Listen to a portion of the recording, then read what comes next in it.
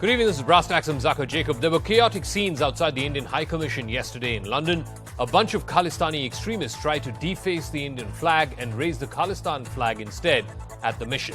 It was stopped by one brave security staff at the mission, but serious questions are being asked of the UK government and the London police. Perimeter security is always the responsibility of the local police, and that too, in this case, there was prior warning about this protest. Why was there not adequate security in place to try and deal with this incident?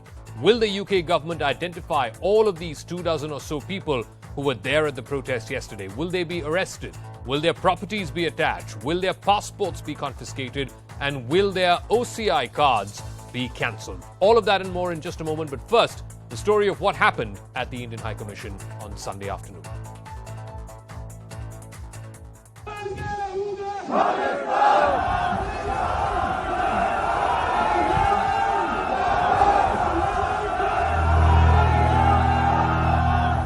Shocking scenes in the heart of London. A dozen Khalistani supporters gathered outside the Indian High Commission and pulled down the national flag hoisted above the building. This was in response to the crackdown against self-professed Khalistani preacher Amritpal Singh. One Khalistani scaled the building's wall and lowered the tricolour. But an Indian High Commission official stepped out into the balcony and snatched the flag. Then the protester was handed a Khalistani flag, but as he tried to wave it in the air, the Indian High Commission official grabbed it and threw it on the ground. Soon after the attack, a massive tricolour adorned the Indian High Commission building in response to the Khalistanis. It wasn't just the desecration of the national flag. The broken glass on the door of the Indian High Commission shows how the pro-Khalistani mob was allowed to run amok. The senior-most UK diplomat in Delhi was summoned and asked why there was a complete absence of British security that allowed these elements to enter the High Commission's premises. The culprits and the perpetrators of what happened at London yesterday to be quickly arrested and prosecuted. We launched a strong protest and also clearly indicated to the British authorities the need for them to put up adequate security at the UK High Commission. The incident has left the entire nation infuriated, even triggering protests outside the British High Commission in Delhi. हम ये सब महसूस करते हैं कि ये भावना सिखों की नहीं है। चंद लोग जो कर रहे हैं उसकी सिखों की भावना मत समझा जाए। सिख ना कभी ऐसी सोच रखते हैं, ना कभी रखेंगे। It's utterly shocking that this was allowed to happen. First of all, the fact is that the real problem is not inside the High Commission but in the premises outside, which is the responsibility of the local authorities, in this case the British authorities, to protect. Rabble of a dozen fellows shouting slogans, one chap climbs up, pulls down our national flag. This is a major insult which we cannot tolerate. But it's not just London. Khalistani supporters attacked the Indian consulate in San Francisco in the US after officials removed the Khalistani flag from the building. They tried to barge into the office, painted "Free Amritpal" on the walls and chanted slogans in his support. Khalistani supporters also gathered near the Australian Parliament in Canberra, holding posters in support of Amritpal Singh. So the question is, why are countries giving a free run to Khalistanis? Well, the Rishi Sunak government in the UK does have some answering to do because sources have told CNN News 18 that advance warning was given to the British government of a possible attack. The local police were alerted a day before this incident happened Sunday. Despite that warning, no additional police teams were stationed outside the Indian High Commission. Instead, a dozen or so Sikhs who are believed to be local college students were allowed to run amok. One of them tried to climb on the walls of the High Commission in a bid to try and forcibly bring down the Indian flag. Now, last month, the UK government had set up a review in its scheme to try and prevent terrorism. That report, a British report, had warned against rising threat from Khalistanis. It called on being mindful of the pro-Khalistan extremism that's emerging from Sikh communities in the UK and a false narrative being disseminated by a tiny number of pro-Khalistan groups that are operating in that country. Such groups, it said, were spreading misinformation that the UK government is colluding with the Indian government to persecute Sikhs. The narratives from such groups glorify violence carried out by the pro-Khalistan movement. There is also praise for violence overseas and a simultaneous belief in a state-led campaign of repression domestically. This is a potentially toxic combination for the future. So-called Khalistan referendums have also been held in the UK and other parts of the world to demand the liberation of Punjab and the establishment of a sovereign Sikh state. Now, the first such referendum was held in London in October of 2021. It was held on the 31st of October to coincide with the day that Indira Gandhi was assassinated in 1984. Another round of Khalistan referendums were held in January of 2022 in Luton and Leeds. According to Sikhs for Justice, there was a big turnout for both referendums, but that is not how reality played out on the ground. Meanwhile, the man at the center of this Khalistan storm, Waris Punjab Day chief Amritpal Singh, has been declared a fugitive. He reportedly gave the cops the slip on Saturday following an intense car chase through Jalandhar. The police had laid out a trap, but Amritpal and his aides used an alternate link road towards Jalandhar. After a chase for nearly 25 kilometers, he managed to escape by changing his vehicle. He even reportedly left his mobile phone in one car to try and confuse the police. Now, while the hunt for Amritpal continues, his uncle Harjeet Singh and driver Harpreet Singh surrendered near a Gurdwara in Jalandhar today. Harjeet Singh was reportedly in the same vehicle as Amritpal, but Harjeet Singh said that he and Amritpal split during the long and dramatic chase. Meanwhile, mobile internet and SMS services remain suspended in Punjab till tomorrow. More than 100 people have been arrested so far, several of them Amritpal Singh's associates. 4 of his top aides have been arrested and flown to Dibrugarh in Assam, where they have been charged under the National Security Act. All right, joining us on the full panel this evening here. तो जितने भी इसमें bad elements involve हैं उसमें हम ISI का angle उनकी foreign funding हमें सस्पिशन है कि इसमें आईएसआई का एंगल भी है फॉरेन फंडिंग भी है उस पे फर्दर इन्वेस्टिगेशन हमारी चल रही है अमृतपाल जी बारे वो भी चिंतित सी कि वो क्यों अजे तक उन्हों का कोई पता वो कहते सानू पुछया ने कि तुहानू कोई ਉਹਦੀ ਜਾਣਕਾਰੀ है तो ਉਹਦੇ ਬਾਰੇ ਚ ਸਾਨੂੰ ਤੇ ਇਹੋ ਹੀ ਮੀਡੀਆ ਦੇ ਥਰੂ ਹੀ ਪਤਾ ਹੈ ਵੀ ਅਜੇ ਤੱਕ ਉਹ ਪੁਲਿਸ ਕਹਿ ਰਹੀ ਹੈ ਵੀ ਨਹੀਂ ਸਾਨੂੰ ਨਹੀਂ ਪਤਾ ਉਹਦੇ ਬਾਰੇ ਚ ਐਵੇਂ ਬੇਕੂਫੀ ਇਹ ਬਕਵਾਸ ਕੀਤਾ ਜਾ ਰਿਹਾ ਹੈ ਖਾਲੀ ਬਦਨਾਮ ਕੀਤਾ ਜਾ ਰਿਹਾ ਹੈ ਐਸੇ ਇਹੋ ਜੀ ਕੋਈ ਗੱਲ ਨਹੀਂ ਤੁਸੀਂ ਵੀ ਡੇਲੀ ਜਾਂਦੇ ਸੀ ਉੱਥੇ ਇਹਨਾਂ ਪੁਲਿਸ ਨੇ ਵੀ ਸਰਚ ਕੀਤੀ ਹੈ All right, full panel joining us this evening here on Brass Tacks. Kamal Sibal is former Foreign Secretary. Dr. Tara Karta, former Director of the National Security Council Secretariat. Lord Rami Ranger is the Chairman of the British Sikh Association, a member of the House of Lords. He'll be joining us in a moment. Smita Prakash, Editor ANI, and Anurag Mittal is a political analyst joining us from Washington, D.C. Secretary Sibal, let me start with you first. About the incident that happened outside the High Commission yesterday, we're given to understand that there was prior warning and yet there was no additional security that was drafted in by the London police. The incident happened. India had summoned the topmost British diplomat available in Delhi at the time. But surely more can be done by the British government and by the London police. Well, of course. But the point is, this is not the first time that this has happened. If it was the first time, we could have an explanation for this in the sense that we can say that, that the British government has to be sensitized more to the issue that we have and that they will provide adequate protection and security to our mission. But the reality is not this. This has been a long-standing issue between us and the UK. We have been repeatedly protesting to them about the demonstrations before our High Commission, which are permitted by the British authorities. They could easily have these people gather at some distance from the High Commission so that there is no immediate threat to the property and the personnel of the High Commission. But no, they allowed them to come right in front of the High Commission and shout slogans, and nasty ones at that. And in 2019, they actually did some damage to the property. Also, so what can India do, Secretary Sibal? I mean, yes, the diplomat here has been summoned. I believe a démarche could be sent as well. But beyond all of this, these are documents, these are semantics. Is there anything material that India can do to get the British authorities to realize that this is unacceptable. This is a red line. I can tell you the British authorities will not fully cooperate, no matter what we do in terms of protests. Because their argument always is this, and not only theirs, it's the argument of Canada and others too, that their law allows peaceful protests and is part of the freedom of expression. So they will use this argument. And then behind this, there are agencies, elements in the British establishment which use these forces as a point of pressure on us. Plus, of course, there are electoral considerations. They want to keep this segment of the Indian origin population happy, satisfied.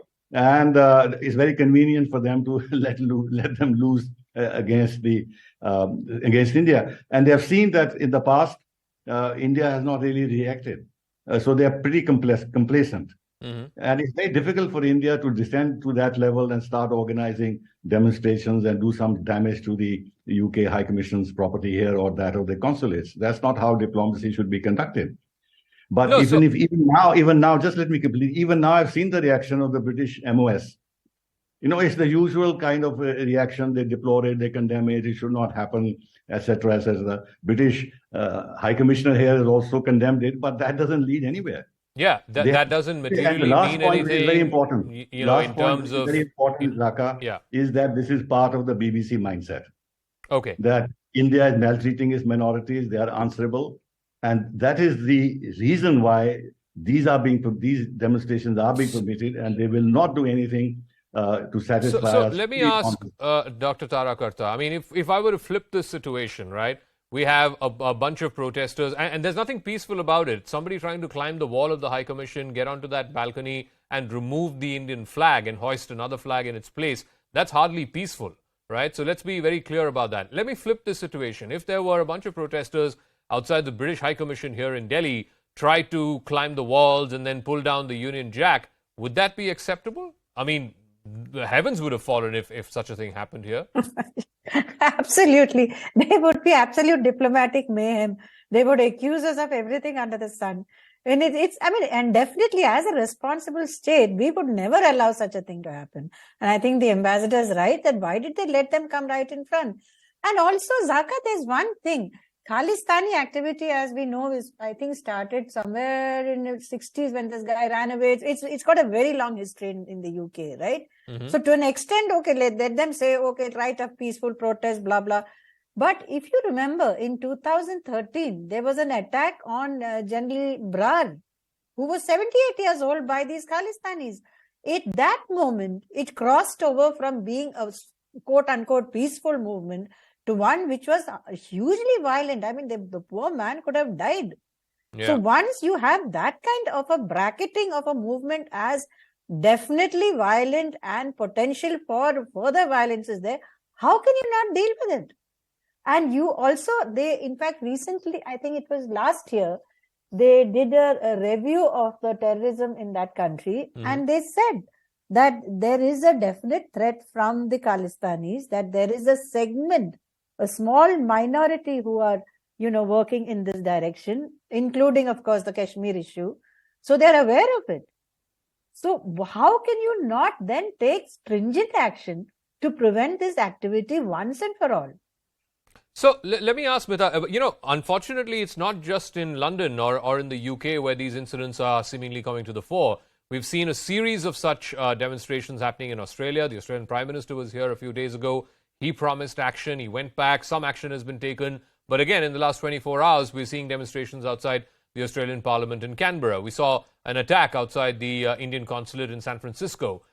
We've been seeing repeated such demonstrations and protests in Canada. Surely, if all of these countries are courting India for the market that it is, and for technology solutions, and wanted to be this sort of counterweight to China, Indo-Pacific strategic partner, so on and so forth, how come they don't seem to be doing anything on India's concerns? And these are not trivial concerns. This directly concerns the territorial integrity and sovereignty of India. I mean, the Khalistan sort of movement or the Khalistan extremism, let's be very, very clear about it. It is about dividing a portion of sovereign India and creating a separate state. That is unacceptable.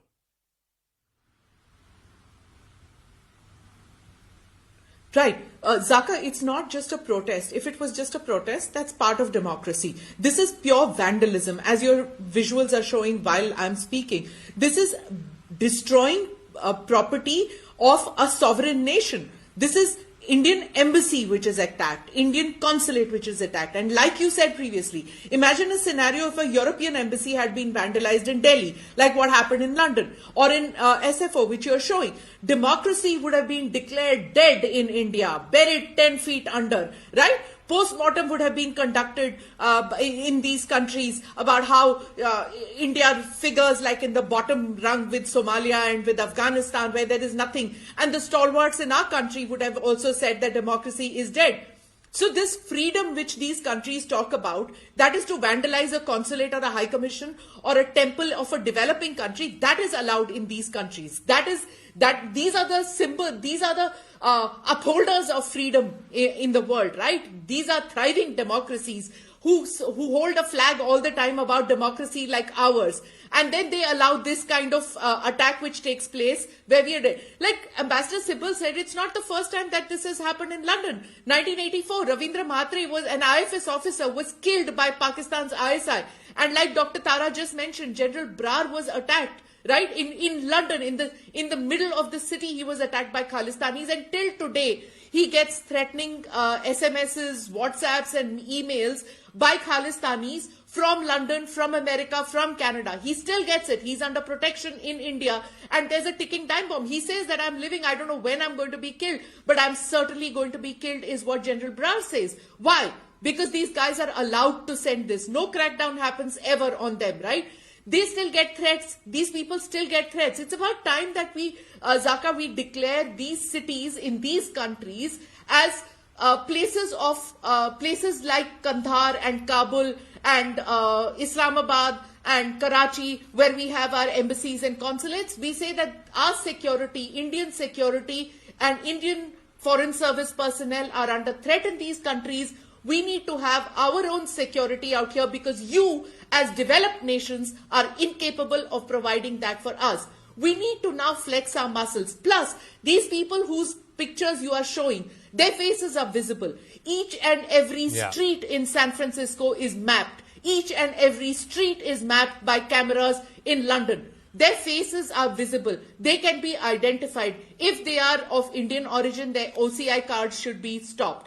If they are Londoners, if they are citizens of America, citizens of Canada, citizens of UK, then they should be declared persons of interest as far as Indians are concerned. There should be some kind of punitive action taken by India. I think these countries now should realize that they cannot get away with what they have done. So let me ask Anang Mittal this. I mean, like Smita said, in this day and age, whether it's London or San Francisco or Canberra, there's enough CCTV footage from public sources that is available where you can identify the faces of these people. They should be registered in criminal complaints. If they have OCI cards, those cards need to be cancelled. The Indian government should move whichever agency, the Interpol or whichever other multilateral agency, to try and have movement restrictions on these individuals. And certainly they should be banned from ever entering India for life. I mean, if the Indian state and the Indian government does not show its intent to go after these fellows with punitive action, then no one's going to take us seriously. No, absolutely. And let's be clear, an attack on an embassy is an attack on the nation. Embassies are sovereign institutions, and they are considered part of the countries that they represent. And, when the American embassies are created abroad, wherever they are, there are Marine security guards outside every embassy, and the U.S. Marines, armed and locked and loaded, provide security for those embassies alongside with the countries that these embassies are in. So I think that does need to be brought up. That kind of a security review does need to be done. And I also want to bring up the fact that, a lot of these human rights organizations that tend to criticize India, especially the Sikh and, these sort of minority organizations that criticize India and, say all these kind of bad things about India, where are they today? I would like to get them on the record. I would like to get them on their statements on whether these, attacks on the Indian embassies and consulates across the world are, justified in the name of human rights. And that's really, what you're going to hear is deafening silence from those organizations. And that's really the crux of this.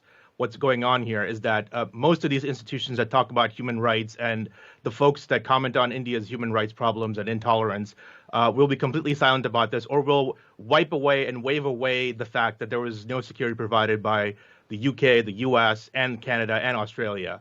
And they'll say, oh, well, these cities have security issues anyway, and, we tend to be a little bit more free about our security issues. No, there's no such thing like that. These governments were warned, and they should have provided security. And if they can't provide security, then India should have its own security situation created outside these embassies. So let me go back to Secretary Kanwal Sibal. Just in terms of two questions. One, a lot of people on Twitter, example, are asking, India is right now having negotiations on the free trade agreement with Britain. And this is not a minor issue. Like I said, this is a violent attack, and B, this is against the idea of India. This is against territorial integrity and sovereignty of India. If the Indian mission in London is being attacked, surely shouldn't this, be brought into the negotiations and said that, look, if you want an FTA, you need to respect our concerns, and this surely for us is a red line. Well, I think we have to be a little careful in how we react. We should not also overreact. We have to see now how the British deal with the issues we have raised, or the security of our mission. I'm a bit, puzzled that the British police seems to have said that when they came, the demonstrators had already got dispersed, and they have charged one person with violent behavior. Now, if this is the kind of action they're going to take, this is totally unsatisfactory. But then, to link this with FTA negotiations and this and that is actually escalating matters to a point where there can be more difficulties ahead in trying to maintain some semblance of sanity in our relations. Now, I won't recommend that, but if there are some meetings that have been organized on the defense side, or even on the FTA side, those can be postponed temporarily, just to show our displeasure with what's happening. But the British and the Americans, the Canadians and all that, they're not easily browbeaten. You've seen the case of Huawei. They arrested the daughter of the founder of Huawei in Canada. But the Canada stood on its guns and didn't easily step back. The Americans also don't do so. The British, they are used because they have supported Pakistan. They've acted against us on Kashmir for so long. They have dealt with our reactions, so they're not particularly perturbed at the kind of reactions that we may have. This is their arrogance. This is their arrogance and the inbuilt feeling that they can deal with the problems as they arise. And behind that, what I said is the feeling that we are mistreating our minorities, and therefore minorities. And this gets expressed in the kind of things that are happening on the ground. But yes, we have issued a strong statement, mind you. The statement in diplomatic terms is pretty strong, because we have accused them of being indifferent to the security of our mission, with strong language. But I think we need to go further than this. This is not enough. And an apology from them is not enough. Now, what specifically we can do, we have to see, but very carefully, and not do anything which escalates matters beyond what is needed. So let me ask Dr. Tarakarta. I mean, I think beyond just whether it is diplomatic demarches or the High Commissioner coming up on Twitter and saying I condemn this. What India is really asking for is material action. These fellows who did this, especially that chap who tried to climb up the walls of the High Commission and bring down the Indian flag, there needs to be criminal prosecution against him. And the next time any group wants to protest outside the Indian High Commission, you make sure that either India has its own security personnel who are able to take care of the situation, because an attack on the embassy is an attack on the sovereign, and if that's not possible, make sure that the British authorities keep these fellows far away from the embassy premises in a way that they can't damage the embassy premises. Yeah, I think the point brought out by Ms. Smita Prakash is a valid one. They shouldn't be allowed so close to that building. That is one. Number two is, I think we can expect that those identified by the cameras will, the British police are by and large pretty efficient in what they do. We can expect that this will go forward. If they don't, then that is extremely serious. Number 3, Zaka, is also the fact that we have had some intelligence assistance from these people. You know, when there was recently this arrest of this Jaggi Johar, who was a UK-based guy. So there has been some cooperation with them. We have to admit that. Mm-hmm. But the problem is the fourth thing that we should highlight is, if you look at the social media now, there is a huge amount of disinformation going on, and it's all originating from Pakistan and from Pakistan handles in the US. There is a lot of stuff talking about, Gurudwaras are being burnt, and, there is trouble here, trouble. That aspect of who is behind this Khalistani activity across is what we need to stress and what we need to bring out. And in that case, you can expect that the British will cooperate with you. Okay, I'll give the final word to Smita. Just to take this forward, I agree with Dr. Tarakarta that there's a lot of disinformation that's doing the rounds, and I don't get how are overseas Punjabis, overseas Sikhs, many of whom could be British nationals or American citizens, second generation, third generation, more incensed about this than Punjabis in Punjab. I don't think there is any, not even an iota of any kind of undercurrent or sentiment for Khalistan in Punjab, but these folks seem to think there is.